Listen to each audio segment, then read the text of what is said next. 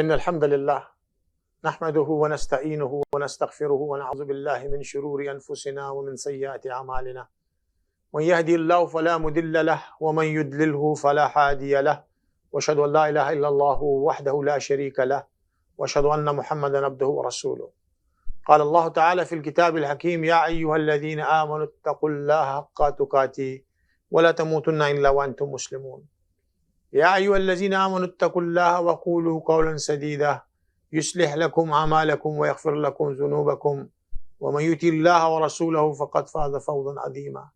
وقال النبي صلى الله عليه وآله وسلم: إن أصدق الحديث كتاب الله وخير الهدي هدي محمد صلى الله عليه وآله وسلم وشر الأمور محدثاتها وكل محدثة بدعة وكل بدعة ضلالة وكل ضلالة في النار، أو كما قال النبي صلى الله عليه وآله وسلم. رب اشرح لي صدري ويسر لي أمري واحلل عقدة من لساني يفقهوا قولي. إن الله وملائكته يصلون على النبي يا أيها الذين آمنوا صلوا عليه وآله وسلموا تسليما. اللهم صل على محمد وعلى آل محمد وبارک وسلم. السلام علیکم ورحمۃ اللہ وبرکاتہ. ڈیئر ویورز، میں ہوں آپ کا ہوسٹ مظہر ایوب، آپ کی خدمت میں، آپ کے ساتھ آپ کے شو اسلام ان ماڈرن ٹائم میں. اور انشاءاللہ یہ دو اسپیشل ٹیوزڈے کے شوز ہیں. یوزلی ہمارے ٹیوزڈے کے شوز انگلش کے ہوتے ہیں، بٹ عید الاضحیٰ اور حج کی وجہ سے ہم نے جو ٹیوزڈے کا جو دو شوز ہیں اس کو ہم اردو میں کر رہے ہیں، تاکہ جو ایک ہماری میس میجورٹی ہے وہ اس سے جو ہے فائدہ حاصل کر سکے. تو انشاءاللہ عید الاضحیٰ جو کہ بالکل اب ہمارے چند دنوں میں انشاءاللہ ہم سب اس کے لیے جو ہے وہ کریں گے. اس کی تکبیرات ہیں، اس کے ساتھ بہت سارے ریلیٹڈ چیزیں ہیں. قربانی کرنے والوں کے لیے حکم یہ ہے کہ وہ اپنے ناخن اور داڑھی نہ ترشوائیں جن کو قربانی کرنی ہو. ذی الحجہ کے جو پہلا جو عشرہ ہے اس کے 9 روزے ہیں. یعنی وہ تو اب ظاہری بات ہے، جن لوگوں کو اللہ نے یہ سعادت دی الحمدللہ بڑے خوش نصیب لوگ ہیں. لیکن بہرحال یہ وہ مسائل ہیں جو ہمیں معلوم ہونے چاہیے کہ اس مہینے کی عظمت کے ساتھ اللہ رب العزت نے ہمیں کیا کیا توفیق نصیب عطا فرمائی. اللہ فرماتے ہیں: اتم الحج والعمرۃ للہ، اللہ کے لیے عمرے اور حج کو ادا کرو. لیکن جو لوگ حج میں نہیں ہوتے، عید الاضحیٰ ان کے لیے سنت ابیکم ابراہیم، وہ ایک ایسی سنت ہے جو اللہ کے رسول نے کہا تمہارے بابا جان ابراہیم علیہ السلام کی سنت. جب ان سے سوال پوچھا گیا وَهُوَ سَمَّاكُمُ الْمُسْلِمِينَ، اور مسلمانوں کو اس کو سیلیبریٹ کرنے کا حکم دیا گیا. یہ وہ 2 تہوار ہیں، عید الفطر اور عید الاضحیٰ، جس پہ مسلمانوں کو خوشی منانے کا حکم ہے. یہ بھی وہ 2 عیدیں ہیں جو اللہ کے رسول نے ہمیں منانے کا بولا اور اس کا طریقہ بتایا. لیکن آپ دیکھیں کہ ان مسلمان کی جو عید ہے اس میں بھی وہ اللہ کے ذکر کو بالا کرتا ہے، اللہ کے بول کو بالا کرتا ہے، اللہ کی بات کو بیان کرتا ہے. وہ اللہ سے خوشی میں، جیسے نارملی ہوتا یہ ہے کہ خوشی کے موقع پہ ہم اپنے آپ کو اتنا انوالو کر دیتے ہیں کہ اللہ کی یاد ہم سے دور ہو جاتی ہے. ہم تہواروں کو کپڑے بنانے میں یقیناً بنائیں، انشاءاللہ نئے کپڑے پہننا سنت ہے. اپنے اپنوں کے ساتھ جا کے ملیں، یقیناً ملیں، مصافحہ کرنا، ان کے ساتھ جانا، ان کا حال احوال پوچھنا، اس میں یہ ہمارے شعار کا حصہ ہے. لیکن ایک چیز جو دیکھنے کی ضرورت ہے کہ کیا میں اس میں اسراف تو نہیں کر رہا؟ کیا میں اس اسراف کے اندر اپنے اللہ کو تو نہیں بھول رہا؟ کیا میں جو بھی میں چیزیں کرنے جا رہا ہوں، کیا اس میں اس کا مقصد تو فوت نہیں ہو رہا؟ اب عید الاضحیٰ کو اسپیشلی قربانی کے ساتھ، یعنی قربانی والی عید، اور یہ قربانی والی عید ایک بہت بڑی قربانی کی یاد دلاتی ہے، جس میں حضرت ابراہیم علیہ السلام نے جو قرآن پاک کے اندر بھی جو انہوں نے یہ بات بولی تھی کہ ان صلاتی و نسکی و محیای و مماتی للہ رب العالمین، میری قربانی، میری نماز، میری زندگی، میری موت سب اللہ کے لیے جو کہ واحد لا شریک ہے، اور میں اسی اللہ کو سبمٹ کرتا ہوں. ہم صرف اپنے اللہ کو سبمٹ کرتے ہیں. تو اب آپ دیکھیں کہ ایک قربانی جس کا جذبہ ایک اللہ نے، ایک نبی، ایک رسول جو ابراہیم علیہ السلام تھے، جن کو جد الانبیاء بھی کہا جاتا ہے، انبیاء صلی اللہ علیہ وسلم کے باپ جن کو کہا جاتا ہے، وہ جب قربانیوں کی اس سے گزرے تو ایک قربانی کے بعد اللہ نے ان کو جو ایک انعام و اکرام دیا، اس انعام و اکرام میں اللہ کی بڑائی، یعنی اللہ اکبر جو عید الاضحیٰ سے خصوصی طور پہ جڑا ہوا ہے، جو ہم اس کی تکبیرات پڑھتے ہیں بلند آواز، اللہ اکبر اللہ اکبر اللہ اکبر. لا الہ الا اللہ واللہ اکبر وللہ الحمد، یہ تکبیرات زور سے پڑھنے کا حکم ہے، تاکہ یہ تکبیر جس طرح اللہ کی بڑائی ہم بیان کریں، اللہ کی حمد و ثنا ہم بیان کریں، اور اس عید کے تہوار میں ہم سب سے جو مین فوکس ہے وہ اللہ کی خوشنودی ہمارے سامنے، اور اس یاد کو تازہ کریں جو ابراہیم علیہ السلام نے اللہ کی خواہش کے لیے، اللہ کی رضا کے لیے ایکچولی انہوں نے اس قربانی کو اٹیمپٹ کرنے کی کوشش، انہوں نے فلی اٹیمپٹ کیا، لیکن اللہ نے، چونکہ اللہ پاک جانتے ہیں کہ ایسے امتحان سے اللہ نے ان کو بچایا، اور اللہ پاک نے ان کی ابراہیم علیہ السلام کو، جو اسماعیل علیہ السلام کے والد تھے اور بیٹے کی قربانی کا کہا جا رہا تھا، اللہ نے اس کے بدلے میں جنت سے ایک مینڈھا بھیج کر ان کی اس قربانی کو قبول کیا کہ میں تمہاری نیت اور تمہارے اس ایکشن کے اوپر جو ہے نا میں تمہیں ایک خراج تحسین پیش کرتا ہوں، اور عید الاضحیٰ آنے والی نسلیں تک منائیں گی۔ یہی وجہ ہے کہ دیکھیے کہ حالانکہ اسلام آنے کے بعد ابراہیم علیہ السلام کی وہ سنتیں اللہ نے زندہ رکھی دین کے اندر، جو چاہے وہ مناسک حج کا حصہ بن گئی یا چاہے وہ قربانی کا حصہ بن گئی۔ ابراہیم علیہ السلام کی اس دعا کو اللہ نے قبول فرمایا، جو انہوں نے اس نیت سے اللہ سے انہوں نے مانگی کہ اے اللہ تو میرے لیے ہمارے لیے ایک ایسا رسول بھیج۔ انشاءاللہ اس پوائنٹ کی طرف بھی میں آپ سے آ کے بات کرتا ہوں، لیکن سب سے پہلی چیز جو سمجھنے کی ہے کہ عید الاضحیٰ وہ مسلمانوں کے تہواروں میں سے ہے جس کو سنت ابیکم ابراہیم بھی کہا گیا، عید الاضحیٰ کو اور عید الفطر، اور اس کو اللہ کے رسول، چونکہ عید الفطر روزوں کی کمپلیشن پہ آتی ہے، ایک خوشی کا تہوار ہے، اس میں بھی ہم اللہ کو یاد کرتے ہیں، اور عید الاضحیٰ جو قربانی والی عید ہے یہ ابراہیم علیہ السلام سے جڑی ہوئی ہے، اس پہ بھی مسلمان سیلیبریٹ کرتے ہیں، اور اس میں بھی اللہ کے رسول نے ہمیں تعلیم دی کہ اللہ کو یاد کرو، اللہ کی تکبیرات کو پڑھو۔ تو آپ یہ دیکھیں کہ سب سے پہلی بات سمجھنے والی یہ ہے کہ اللہ کو بھولا نہ جائے، اللہ کو یاد کیا جائے، اللہ کے وحدانیت کے ترانے پڑھے جائیں، اللہ کی بڑائی کے ترانے پڑھے جائیں، اللہ کے ساتھ اپنے آپ کو جوڑا جائے، تاکہ اللہ رب العزت ہمارے تمام جو اعمال ہیں اس کو اللہ پاک اپنی بارگاہ الہیہ میں قبول کریں، مقبول کریں۔ تو عید الاضحیٰ جو لوگ مناتے ہیں اس میں سب سے پہلی بات یہ ہے کہ اللہ کے رسول نے کہا سنت ابیکم ابراہیم وہو سماکم المسلمین، یہ تمہارے بابا جان ابراہیم علیہ السلام کی سنت ہے اور یہ مسلمانوں پہ فرض کی گئی۔ لیکن اگر آپ دیکھتے ہیں تو جو ریفرمیشن کی ہے حضور پاک صلی اللہ علیہ وآلہ وسلم خاتم النبیین نے، جو ریفرمیشن، اکثر لوگ آج کل آپ ایک بات سننے لگے ہیں کہ بہت سارے لوگ کہتے ہیں کہ ایکچولی ابراہمک دین ہے یہ سارا۔ تو یہ میں آپ کو کلیئر کرتا چلوں کہ ابراہیم علیہ السلام کا جو دین تھا وہ اپنے زمانے میں ایک مکمل، اس وقت کے حساب سے، ان لوگوں کے حساب سے ایک مکمل دین تھا، لیکن اس کے اندر ریفرمیشن ہوتی رہی وقتاً فوقتاً۔ ابراہیم علیہ السلام کی جو ایک بیٹے اسحاق علیہ السلام تھے، اس بیٹے سے جو اولاد چلی جو بنی اسرائیل کے زمرے میں آئی، وہ وقتاً فوقتاً دین کے اندر اس وقت کے حساب سے ریفرمیشن کرتے رہے۔ اسی طرح حضرت اسماعیل علیہ السلام جو کہ دوسرے بیٹے تھے حضرت ابراہیم علیہ السلام کے، ان کی اولاد میں حضور پاک تک کوئی نبی نہیں آیا۔ بنی اسرائیل میں تب تمام انبیاء کے نبی، باپ بھی نبی، پھر بیٹا نبی، پھر بیٹا نبی، اور یہ سلسلہ کئی اس تک چلتا گیا بنی اسرائیل میں، جو حضرت اسحاق علیہ السلام کی اولاد سے جو اولاد چلی۔ ابراہیم علیہ السلام کے دوسرے بیٹے اسماعیل علیہ السلام جو کہ بی بی ہاجرہ کے بیٹے تھے، ان سے اسماعیل علیہ السلام کے بعد کوئی نبی نہیں آیا، اور وہ نبی آخر میں ایک رسول پاک صلی اللہ علیہ وسلم تشریف لائے۔ اب یہ دو چینز اگر آپ ابراہیم سے دیکھیں تو ابراہیم علیہ السلام کا جو بھی دین تھا، جس کو آج لوگ، بہت سارے لوگ، آپ اگر غور کریں تو کچھ لوگ آپ کو یہ کہتے ملیں گے کہ یہ سارا دین ابراہیم ہے۔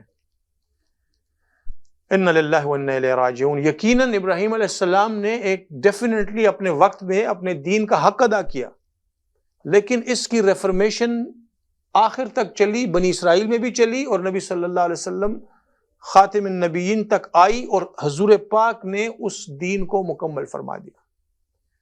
اللہ کے رسول نے اس دین کو مکمل فرمایا، اور اس کی میں آپ کو جو قرآن پاک اس کی دلالت کرتا ہے کہ جب ابراہیم علیہ السلام کعبۃ اللہ کی دیواروں کو بلند کر رہے تھے، وَإِذْ يَرْفَعُ إِبْرَاهِيمُ الْقَوَاعِدَ مِنَ الْبَيْتِ وَإِسْمَاعِيلُ رَبَّنَا تَقَبَّلْ مِنَّا إِنَّكَ أَنْتَ السَّمِيعُ الْعَلِيمُ، وہ اللہ سے دعا مانگ رہے تھے کہ اے اللہ تو ہمارے اس ایفرٹ کو قبول کر۔ اب یہ دیکھیے ابراہیم علیہ السلام دعا مانگ رہے ہیں، پھر کہہ رہے ربنا وجعلنا مسلمین لک من ذریتنا امۃ مسلمۃ لک، اے اللہ اس میں ایک ایسی امت پیدا کر جو تجھے سبمٹ کرتی ہو، مکمل طور پہ تیرے سبمٹ کرنے والی امت ہو۔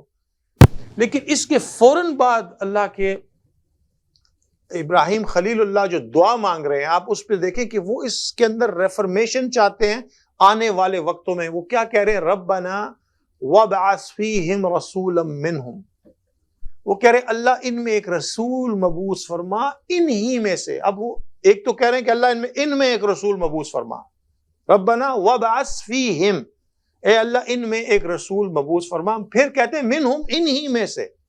اب یہ ان ہی میں سے کون ہے؟ چونکہ ابراہیم علیہ السلام تاریخی طور پہ عبرانی زبان بولتے تھے، ان کی اپنی مادری زبان عبرانی تھی، لیکن چونکہ بی بی ہاجرہ کو اور اسماعیل علیہ السلام کو مکے کی سرزمین پہ وہ چھوڑ آئے تھے، تو وہاں کی جو زبان تھی وہ عربک تھی، وہاں پہ جو لوگ پیدا ہو رہے تھے وہ عربس تھے، اور اس خطے سے اللہ نے دین کا اور نور کا وہ چشمہ جو ہے نکالنا تھا، محمد مصطفیٰ صلی اللہ علیہ وآلہ وسلم سید المرسلین ورحمت للعالمین وخاتم النبیین کی شکل کے اندر، کہ وہ رسول جو رحمت بھی ہیں، جو آخر رسول اور نبی بھی ہیں، وہ آئیں گے اور ابراہیم علیہ السلام کے دین کو مکمل کریں گے۔ ابراہیم علیہ السلام دعا کیا پڑھ رہے ہیں؟ ربنا وابعث فیہم رسولا، اے اللہ ان میں ایک رسول مبعوث فرما، منہم انہی میں سے، کیا کریں گے؟ یتلو علیہم آیاتک، تیری آیتوں کو تلاوت کریں گے، ویعلمہم الکتاب، اور تیری کتاب کا علم دیں گے، والحکمہ، اور حکمت کی باتیں سکھائیں گے، ویزکیہم، اور تزکیہ نفس کریں گے۔ 4 اسائنمنٹ یہ جب مکمل ہو جائیں گے کہ آیات کا تلاوت کرنا، یعنی وہ آیات بیان کرنا جو اللہ کی آیات ہیں، اس کس لیول پہ؟ کتاب کے لیول پر، کتاب کے لیول پر۔ اور کتاب کے لیول پہ جب آپ ان ساری چیزوں کو آپ اڈاپٹ کریں گے تو اللہ رب العزت آپ کو یعنی اس نبی کا جو مینیفیسٹو ہوگا وہ کتاب بھی سکھائیں گے، حکمت بھی سکھائیں گے، تزکیہ نفس بھی کریں گے، اور آیات کی تلاوت کریں گے۔ تو اس کا مطلب یہ ہوا کہ محمد مصطفیٰ صلی اللہ علیہ وسلم کے بارے میں ابراہیم علیہ السلام یہ انڈیکیٹ کر رہے ہیں کہ ایک ایسا رسول مبعوث فرما اللہ جو آخر میں آ کے تیری آیتوں کو بھی پڑھے، تیرے کتاب کا علم بھی دے، اور حکمت کی باتیں بھی سکھائے، اور تزکیہ نفس بھی کرے۔ تو اس کا مطلب یہ ہوا کہ ابراہیم علیہ السلام جو بھی دین سکھا رہے تھے یا بتا رہے تھے، وہ اس کا ایک بہت بیسک ٹائپ تھی، ایمانیات کے ساتھ، شرک اللہ کے ساتھ نہیں کرنا، غیر اللہ کی پوجا نہیں کرنی، غیر کی نفی کرنی ہے، اللہ کی جو ہے نا سبمیشن اللہ کو کرنا۔ یہ بنیادی عقائد، ان بنیادی عقائد پہ دین کی جو ریفرمیشن ہوئی ہے وہ محمد مصطفیٰ صلی اللہ علیہ وآلہ وسلم نے کی ہے۔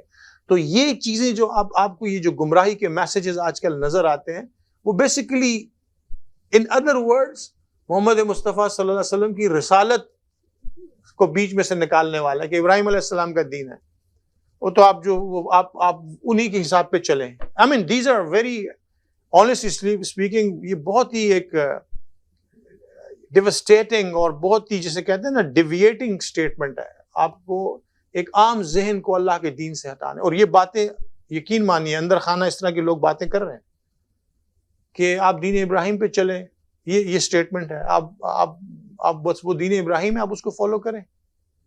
اس کا مطلب کیا ہے کہ آپ نبی صلی اللہ علیہ وسلم کی رسالت سے آپ اپنے آپ کو نکال لیں، جبکہ نبی کی رسالت آتی اللہ و آتی الرسول خود قرآن کا حصہ ہے۔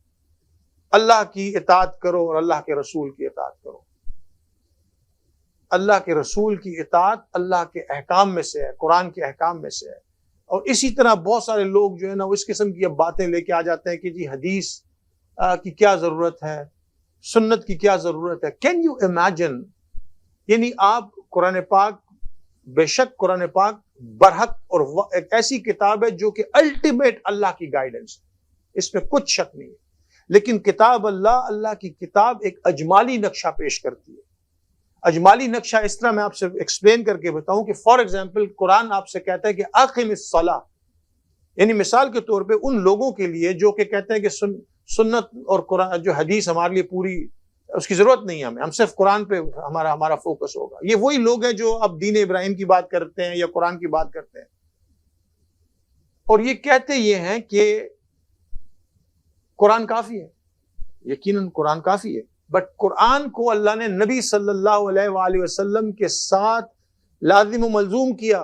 23 سالہ کم و بیش نبوت کی زندگی میں اس کو بھیجا، انہوں نے اس کو ایکشن کے طور پہ کر کے بتایا.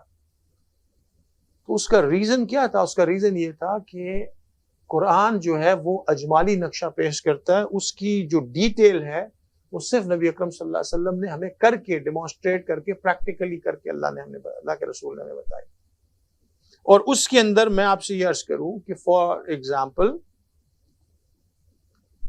اگر ان لوگوں کو ایک لمحے کے لیے یہ ان کی بات سن لی جائے کہ قرآن پاک کو احادیث سے ہٹا کے اور سنت سے ہٹا کے صرف قرآن کو فالو کیا جائے، تو میں آپ سے ایک سوال پوچھتا ہوں. قرآن جا بجا آپ سے کہتا ہے اقیم الصلاۃ، نماز پڑھو، نماز قائم کرو، نماز قائم کرو. قرآن کہیں پہ آپ کو یہ نہیں کہتا کہ نماز پڑھو کیسے، کتنی نماز پڑھو، کیسے نماز پڑھو. اس نماز کے اندر جو اذکار ہیں وہ کیا ہیں؟ وہ آپ کو نبی صلی اللہ علیہ وسلم کی سنت اور حدیث سے ملیں گے. تو قرآن نے تو جا بجا آپ کو نماز کی اہمیت بتا دی، بٹ اس کو سمجھنے کے لیے آپ کو نبی صلی اللہ علیہ وسلم کی سنت اور حدیث پہ عمل کرنا ہوگا، دیکھنا ہوگا. روزے کی بات آ جائے گی تو اللہ کے رسول روزے کے احکام اگر آپ دیکھیں، یعنی اللہ کے رسول کو کہا گیا، قرآن پاک یہ کہتا ہے کہ یہ روزے تم پہ فرض کیے گئے، کما کتب علی الذین من قبلکم لعلکم تتقون. روزے رکھو. روزے کی ڈیٹیل کہاں سے پتہ چلیں گی؟ محمد مصطفیٰ صلی اللہ علیہ وسلم کی حدیث اور سنت سے. زکوٰۃ کے اقیم الصلاۃ الزکاۃ، زکوٰۃ دیا کرو، زکوٰۃ کتنی دو، کیسے دو. تو احکامات کی ڈیٹیلز جو ہیں وہ آپ کو نبی صلی اللہ علیہ وسلم کی احادیث اور سنت سے ملے گی. اور ویسے بھی اللہ کے رسول کے بارے میں اللہ نے کہا وما ينطق عن الهوى الا من هو وحی یوحی. یہ نبی جو ہے اپنی طرف سے کوئی بات نہیں کرتے، یہ وہی بولتے ہیں جو اللہ کی وحی ان کے پاس آتی ہے. اور میں شاید اس سے پہلے بھی آپ سے عرض کر چکا ہوں کہ قرآن سارا کا سارا وحی ہے. قرآن سارا کا سارا یعنی الحمد سے لے کے والناس تک سارا قرآن اللہ کی وحی ہے. لیکن ساری وحی جو ہے وہ قرآن پاک نہیں بنی. یعنی کئی جگہ پہ ایسے مقامات آئے جہاں پہ وحی قرآن پاک میں نہیں. اللہ پاک نے وَنَنْسَخْ مِنْ آیَاتِنَا، ایسی آیات کو اللہ پاک نے رسول اللہ کی زندگی میں پایا جو وحی کی شکل میں آئی، ایکسپلینیشن کی شکل میں آئی. اللہ کے رسول نے ان کو پریکٹیکلی کر کے بتایا، and that's it. لیکن قرآن پاک کو اللہ پاک نے انٹیکٹ رکھا. تو یہ آج میری ڈسکشن حالانکہ عید الاضحیٰ سے فوکس کر کے میں کہہ رہا ہوں، لیکن اس بات کو سمجھنے کی کوشش ہے کہ عید الاضحیٰ ڈیفینیٹلی ابراہیم علیہ السلام کی سنت میں آتی ہے، کیونکہ جو بیٹے کے ساتھ انہوں نے قربانی جو قربانی سے ریلیٹڈ ہے وہ اللہ نے چیزیں ہمیں عطا فرمائی. اور ان چیزوں کو کرنے کے لیے اللہ کے رسول نے ہم سے یہ کہا کہ تم ان سنتوں کو اپناؤ، لیکن جو الٹیمیٹ ریفرمیشن اسلام کی ہے وہ اللہ کے رسول محمد صلی اللہ علیہ وآلہ وسلم رحمت للعالمین، خاتم النبیین، شفیع المذنبین، وہی اس کی کریں گے. ہمارے ساتھ رہیے، انشاءاللہ بریک کے بعد ہم دوبارہ حاضر ہوتے ہیں. نحمدہ ونصلی ونسلم علی رسول الکریم. بسم اللہ الرحمن الرحیم. تو ہم بات کر رہے تھے کہ عید الاضحیٰ کے کچھ تھوڑا سا بیک گراؤنڈ کے حساب سے بات کرتے ہوئے ہمارا ڈسکشن دوسری طرح سے چلے گی، لیکن آپ انشاءاللہ ابھی جس خواب کی وجہ سے اللہ کے ابراہیم علیہ السلام کو جو بشارت ہوئی اپنے بیٹے کی قربانی کی اور جس کی وجہ سے عید الاضحیٰ سنت بنی، اس کے پس منظر میں قرآن پاک کیا کہتا ہے، انشاءاللہ تھوڑی سی بات اس بارے میں آپ کو میں ٹچ کرتا ہوں.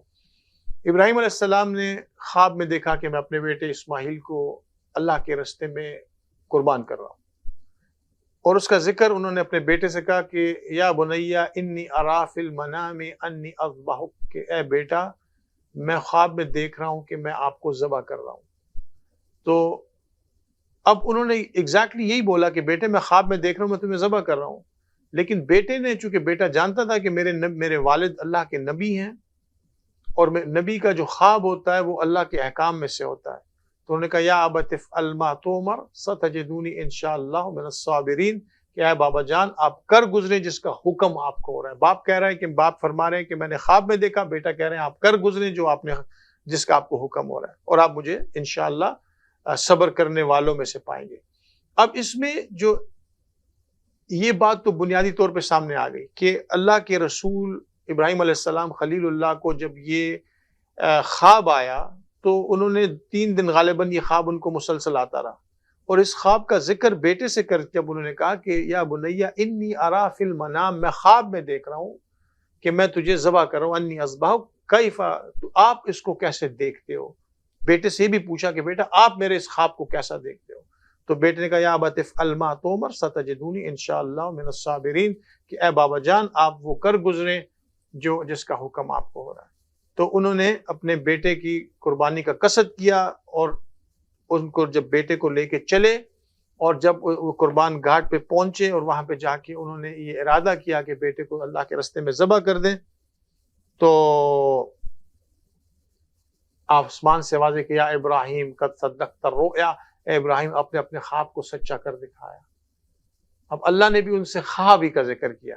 بیٹے نے کہا آپ کو جس چیز کا آپ کو حکم ہو رہا ہے، باپ نے بولا مجھے جو خواب آ رہا ہے، اور اللہ نے بھی یہی بولا کہ آپ نے خواب سچا کر دکھایا، جس کا مطلب ہے کہ اللہ پاک نے ظاہری طور پہ obviously اللہ پاک کبھی کسی بندے کو ایسے ٹیسٹ میں نہیں ڈال سکتے کہ تم اپنے بیٹے کو ذبح کر دو، بٹ لیکن ابراہیم علیہ السلام کو چونکہ اور بھی کئی ٹیسٹ میں ڈالا گیا، اور ان کو اللہ پاک نے، اللہ تو یہ جانتے تھے کہ خلیل اللہ ہر قسم کی قربانی دینے کو تیار ہو جائیں گے، لیکن آنے والی نسلوں کو کہ ان کو یہ جو ہائی رینک اللہ عطا کر رہا ہے یہ انجسٹیفائڈ نہیں ہے، یہ نہیں ہے کہ خالی اٹھا کے دے دیا گیا، بلکہ سخت ترین ٹیسٹ کے اندر ان کو ڈالا گیا.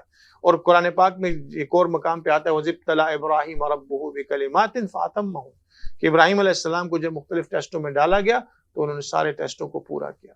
تو اللہ نے انی جاعلک للناس اماما، اللہ نے کہا اب ہم آپ کو تمام انسانیت کا امام بنائیں گے، یعنی لیڈ کرنے والا بنائیں گے. تو ابراہیم علیہ السلام کی اس سنت کو جو آج ہم ادا کرتے ہیں، یہ وہ سنت ہے جو ابراہیم علیہ السلام نے قربانی کی ہائیسٹ ترین بینچ مارک جو ہو سکتا ہے، کہ اس سے بڑھ کے کیا ہو سکتا ہے کہ انسان اپنی اولاد کے اوپر اس کے، جبکہ اللہ ایسا نہیں چاہتے. بہت سارے لوگ یہ کوشچن کرتے ہیں کہ وائی اللہ وڈ بیسیکلی ایک اتنا سخت حکم کیوں ڈالیں گے. دیکھیں اللہ پاک کا ایک اپنا جو طریقہ ہے، اللہ تو جانتے ہیں کہ ابراہیم کسی بھی قربانی سے دریغ نہیں کریں گے، لیکن اللہ رب العزت ابراہیم علیہ السلام کو اس لیے یہ سارے ایکسرسائز سے گزارا، اور اللہ یہ نہیں چاہتے تھے کہ وہ اپنے بیٹے کو شہید کر دیں یا اپنے بیٹے کو ذبح کر دیں، بٹ آنے والی انسانیت کو پتا ہے کہ جب انسان پوری طرح سے اللہ کے سامنے سبمٹ کرتا ہے تو اس کا مطلب ہوتا ہے کہ اللہ کے ہر حکم کو سبمٹ کرتا ہے. جبکہ یہ حکم فرشتے کے ذریعے نہیں آیا تھا، فرشتے نے آ کے یہ بات نہیں بولی تھی، اللہ نے خواب کے ذریعے ابراہیم علیہ السلام کو یعنی یہ حکم یا یہ قربانی کا جو ایڈوائس تھی یا جو قربانی کا جو حکم تھا وہ اللہ نے خواب کے ذریعے اللہ نے دیا. براہ راست اللہ نے حکم نہیں فرمایا، فرشتے سے وحی نہیں بھیجی اللہ پاک نے. اور اس کا ریزن یہ تھا کہ یہ ابراہیم علیہ السلام کو اس طرح سے ٹیسٹ کرنا کہ آنے والی نسلیں بھی ابراہیم علیہ السلام کی اس قربانی کو جان سکیں. اور آج بھی اگر ہمارے اندر یہ قربانی زندہ ہے تو اس کی 2 حصے، ایک تو ابراہیم علیہ السلام کی وہ قربانی، ایک محمد مصطفیٰ صلی اللہ علیہ وآلہ وسلم نے جو ریفارم ہمیں بنا کے دیے، دین اسلام کو مکمل کیا، جو نبی صلی اللہ علیہ وسلم کی زندگی میں کمپلیٹ ہوا. الیوم اکملت لکم دینکم واتممت علیکم نعمتی ورضیت لکم الاسلام دینا. اے نبی صلی اللہ علیہ وسلم آج وہ دن ہے جب دین اسلام مکمل ہوا، واتممت علیکم نعمتی، نعمت اسلام تمام ہوئی، ورضیت لکم الاسلام دینا، اور اللہ پاک نے آپ کو ایک دین چن کے دیا جس کو اسلام کہا جاتا ہے. یہ ابراہیم علیہ السلام کی وہ دعا جو انہوں نے کی تھی، اللہ نے رسول خدا صلی اللہ علیہ وآلہ وسلم محمد مصطفیٰ سید مجتبیٰ صلی اللہ علیہ وسلم کی زندگی جو انہوں نے 23 سالہ گزاری، یہ ساری ریفرمیشن کر کے دی، دین کو کمپلیٹ کیا، اور اس کے بعد کہا کہ اب انا خاتم النبیین ولا نبی بعدی، میں نبیوں کا ختم کرنے والا ہوں، میرے بعد کوئی نبی نہیں ہوگا، میرے بعد کوئی نبی نہیں ہوگا. اللہ کا دین مکمل، کتاب مکمل، اللہ کے احکامات مکمل، ریفرمیشن کمپلیٹ، تمام انبیاء صلی اللہ علیہ وسلم کے جو سلسلے جاری تھے ان کے سے جو دین کی چیزیں لینی تھی یعنی ان سے جو چیزیں اختیار اور اخذ کرنی تھی، انکارپوریٹ کرنی تھی اسلام کے اندر، وہ سب انکارپوریٹ ہو گئی. اور قرآن کا یہ حکم کہ الیوم اکملت لکم دینکم، آج نبی تمہارے لیے تمہارا دین مکمل ہو گیا. چیز کوئی بھی ہو، مکمل ہونے کے بعد اس کے بعد کسی اور چیز کی گنجائش باقی بچتی نہیں ہے. نہ اب اس میں کوئی چیز ایڈ کرنے کی گنجائش بچتی ہے، نہ اس میں کسی اور چیز کو لانے کی گنجائش بچتی ہے، کیونکہ وہ اللہ کے نبی کی زندگی میں مکمل ہو چکی. اس دعا کے صدقے میں جو ابراہیم علیہ السلام نے بیت اللہ کی دیواریں اٹھاتے ہوئے کہی تھی کہ ربنا وابعث فیہم رسولا منہم، اے اللہ ان میں سے ایک ایسا رسول بھیج جو تیری آیتیں بھی پڑھے، جو تیرے کتاب کا علم بھی دے، جو ان کے حکمت بھی سکھائے اور تزکیہ نفس بھی کرے. وہ محمد مصطفیٰ صلی اللہ علیہ وسلم کی شکل میں آ گیا. یہ حضرت عیسیٰ علیہ السلام نے بھی یہ بات بولی تھی کہ میں آپ کو مبشرا برسول یأتی من بعد اسمہ احمد. عیسیٰ علیہ السلام نے بھی یہ بات بولی تھی کہ میرے بعد ایک نبی آئیں گے اور وہ نبی جو ہوں گے وہ اس دین کی ریفارمیشن کو کمپلیٹ کریں گے. تو تمام انبیاء صلی اللہ علیہ وسلم کا سلسلہ محمد مصطفیٰ صلی اللہ علیہ وآلہ وسلم پہ ختم ہوا. اور انہوں نے جو ہمیں تہوار بتایا، چاہے وہ عید الاضحیٰ ہے جو ہمیں قربانی کی شکل میں کرنا ہوتا ہے، یا عید الفطر ہے جو ہمیں روزوں کی تحفے کی شکل میں ملتا ہے، وہ سب احکام مکمل ہو چکے. اب اس میں جہاں جہاں اللہ کے رسول نے ہمیں انڈیکیشن دے کے بتا دیا کہ اس کو اس طرح سے کرنا ہے، اب وہی انڈیکیشن ہے، اس میں مزید کچھ چیز ڈالنے کی ضرورت نہیں ہے. تو اس میں اب جن لوگوں نے قربانی کرنی ہے، آپ جانتے ہیں 10 دن آخری جو ہے وہ ناخن ترشوانا یا بال نہ کاٹیں اور قربانی کریں. یہ احکام، یہ شرعی احکام میں سے آتا ہے. اب بعض لوگ بولیں گے اگر ہم مجبوری ہے کہ ہمیں شیو کرنا پڑتا ہے یا ہمیں ناخن کاٹنے پڑتے ہیں، تو مجبوری تو اپنی جگہ ہے، بہرحال حکم اس کا یہی ہے. حکم تو تبدیل نہیں ہو سکتا اللہ کا، لیکن اگر ہے آپ قربانی کرنا چاہتے ہیں تو آپ ضرور قربانی کریں. اور آپ جو ہے اس کے 3 حصے ہوتے ہیں. اس 3 حصوں میں آپ ایک غربا کا حصہ یعنی ضرورت مندوں کا، ایک آپ کے دوست احباب کا حصہ رشتہ داروں کا، اور تیسرا حصہ آپ کا اپنا، اپنی فیملی کا. اس عید کے تہوار پہ اللہ کو یاد رکھیں، اللہ کے حکموں کو یاد رکھیں، ابراہیم علیہ السلام کی قربانی کو یاد رکھیں، اس ترانے کو یاد رکھیں جو انہوں نے پڑھا تھا کہ ان الصلاۃ نسکی ومحیای ومماتی للہ رب العالمین. میری ساری قربانی بھی اللہ کے لیے ہے، میری نماز بھی اللہ کے لیے ہے، میری زندگی بھی اللہ کے لیے ہے، میری موت بھی اللہ کے لیے. انہوں نے یہ بات ہم سے کہی تھی کہ میری ہر چیز فقط اللہ کے لیے ہے. تو انشاءاللہ اپنی زندگیوں کو دین کے ساتھ جوڑیں، اللہ کے حکموں کے ساتھ جوڑیں، اور یہ یاد رکھیں کہ اللہ کا دین نبی صلی اللہ علیہ وآلہ وسلم کی زندگی حیات میں مکمل ہو چکا.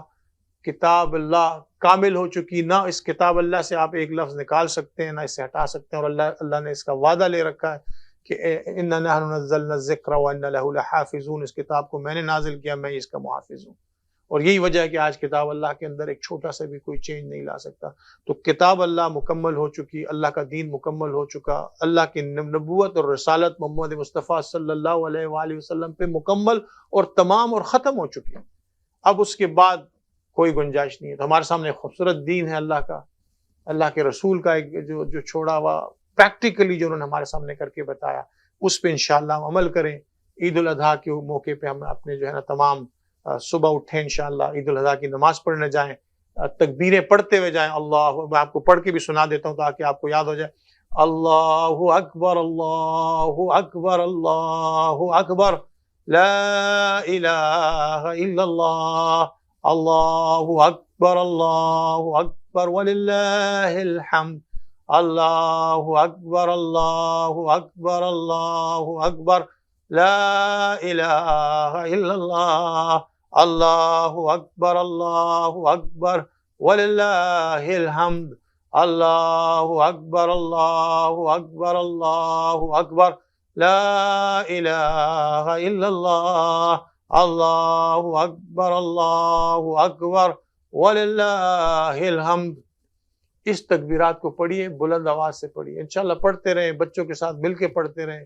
اس کے اندر حلاوت پیدا کریں. اپنے گھر میں اللہ کی تکبیروں کو زور زور سے پڑھیں. انشاءاللہ آپ دیکھیں گے کہ انشاءاللہ آپ کے دلوں میں بھی ایک عجیب سی جو ہے نا اللہ کی جو ہے نا اللہ کا مرتبہ اور اللہ کا وقار اور اللہ کی عظمت آپ کے دلوں میں پیدا ہوگی، اور آپ کے دل اللہ سے جڑیں گے.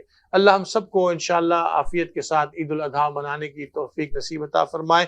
جن لوگوں نے قربانیاں کرنے کا فیصلہ کیا ہے، اللہ تعالیٰ ان کی قربانیوں کو قبول فرمائے.